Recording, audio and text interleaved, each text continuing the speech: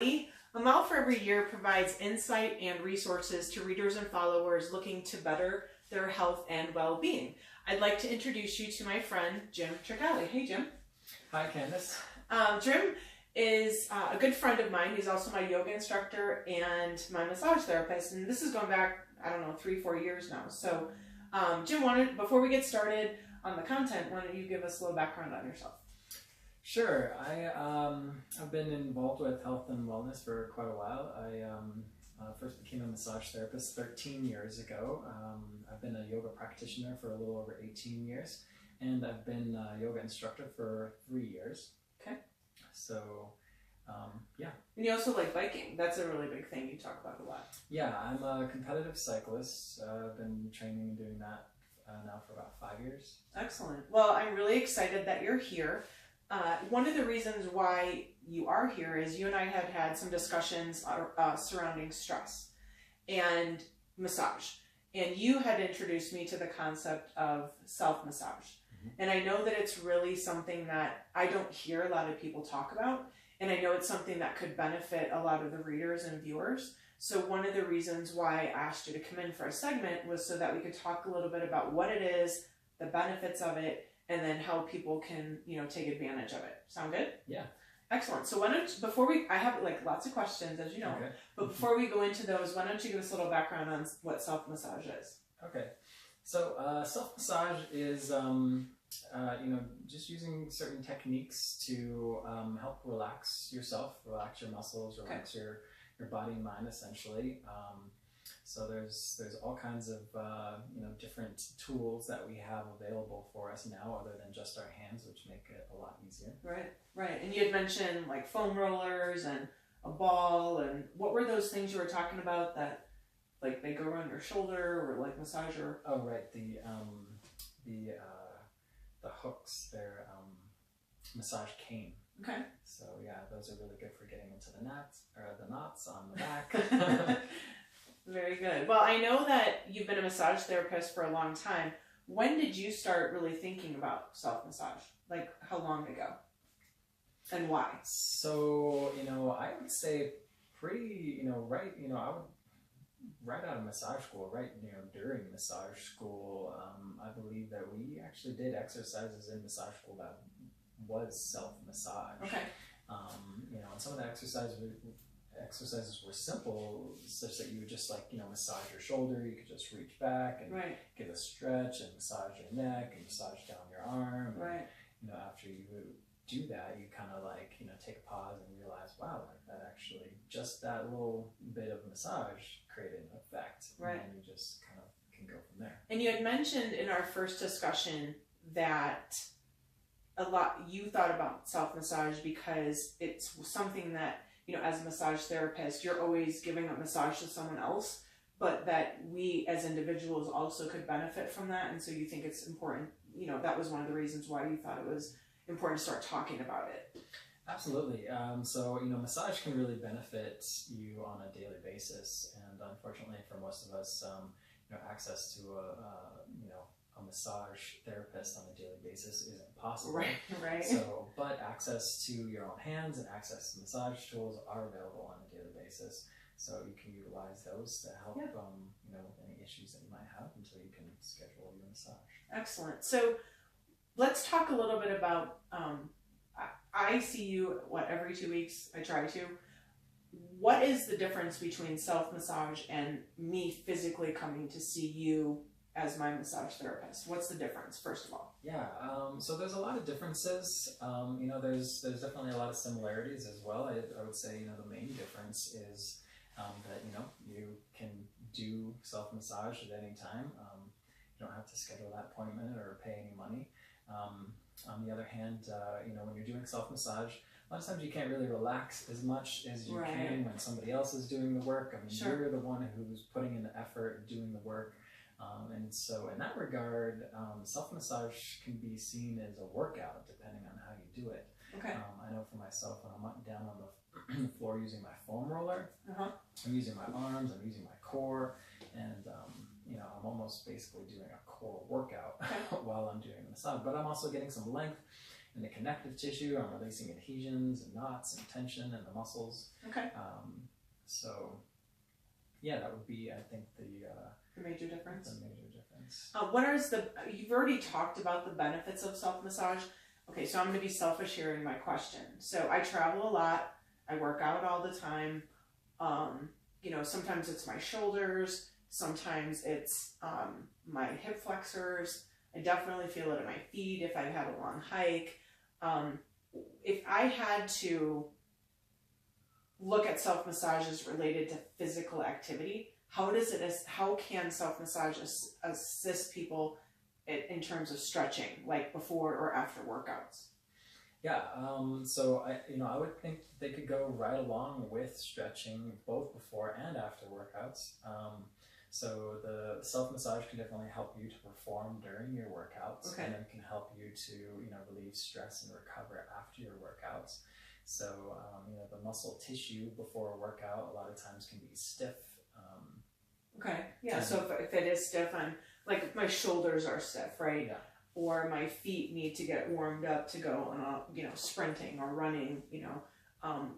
The self-massage can get in there and kind of loosen up those muscles. Exactly. It kind of helps you to warm up. Okay. It warms everything up. It increases the circulation. Right. And then during your workout, a lot of times you're building up toxins in the muscles, lactic acid and things like that. You're building up tension in the muscles, and so then you go into your self-massage from there, and you're helping to remove those toxins. You're helping to relax the extra tension that's built up in the muscles.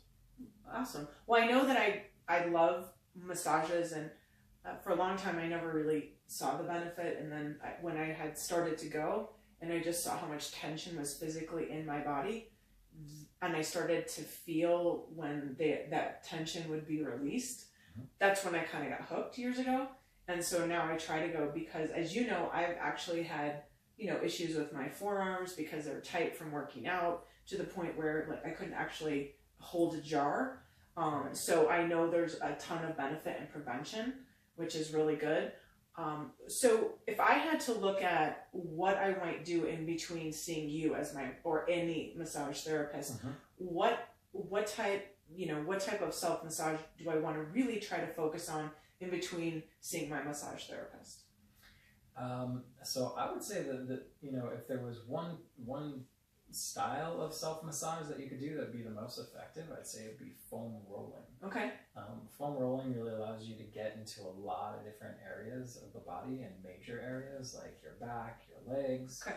The foam roller lacks a little bit is on the arms. It's really kind of hard to get a lot of pressure on the arms. Okay. Although you could definitely use the foam roller to massage your arms. But you mentioned that you've had tension in your forearms, and that's where a kind of a unique tool would come into play called the roll recovery. Roll recovery. Okay. Roll recovery. It's a device that's like a clamp, and it has wheels on it, and you can use that to massage your forearm all the way up your arm. You can also use it on the legs. Okay. So I personally use that as a massage therapist. I have similar pain in my forearms from giving massages. Yeah, I would imagine. Yeah, so I will use that to get in there and to help to. I definitely think massage is about prevention. I mean, because I know firsthand that yes, I go in now and again for a Swedish massage, as you guys call it, where it's more just I want to relax and feel good. That's very rare. Most of the time, you're releasing tension in my neck. You're helping me stretch out my hip flexors after lots of workouts, working the calf muscles into the Achilles, the ankle, working the feet, all of those things, the shoulders, my arms, as we've mentioned.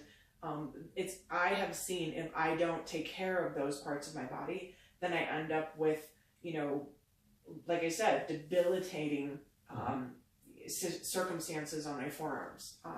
Or, I can't turn on my neck. So I do think that above all, self-massage has got to support prevention in terms of overall health. With that being said, how does, in your opinion, self-massage support overall better health? So, the self-massage really fills in the gap, like we've been discussing, between when you can get your massage through your sessions yeah. through your therapist. So it allows your body to integrate the massage, integrate the wellness and the relaxation that comes from the massage on a daily basis. So that way when you go in to see your massage therapist, they're not having to, you know, rake through, you know, Right. maybe months of tension and adhesions that have been developing over long periods of time. You know, in addition, like, you know, sometimes just depending on what you do, what your lifestyle is, you know, massage can be necessary after, you know, very short periods of different types of stress. So, Right, okay. so for instance, just even sleeping wrong. I personally had the experience of going and getting a massage, feeling nice and relaxed, and then you go to bed and you sleep wrong on your pillow, and then the next thing you know, you wake up in the morning and you have a kink in your neck, and you're like, oh, well, I just got a massage. How frustrating is this? Well, and the nice thing about that self-massage is you can get your Theracane, or, you know, whatever device you know, need to get into that spot. You can press on that knot and start to work it out. Okay. You know, ideally, you know, if you can make it in to see a massage therapist the very next day, then that's even better. But, you know, if not, then you have those tools at hand. Awesome. Well, I know that, you know, self-massage for me is something that, since you and I have talked about it, is something that I have been more focused on. And so when I think about self-massage, it actually is, for me, one step further than just taking a stretch. It's centering my mind, it's relaxing. So yeah, I may not be doing a yoga pose or a full yoga class, but self-massage is really taking me down mentally as well as physically to stretch myself out, not only body, but mind as well. You agree? You know, I mean, you've kind of taught me that even through the yoga classes that we've had. Yeah. And, you know, there's definitely aspects of both, you know, stretching and relaxation in a massage and in yoga.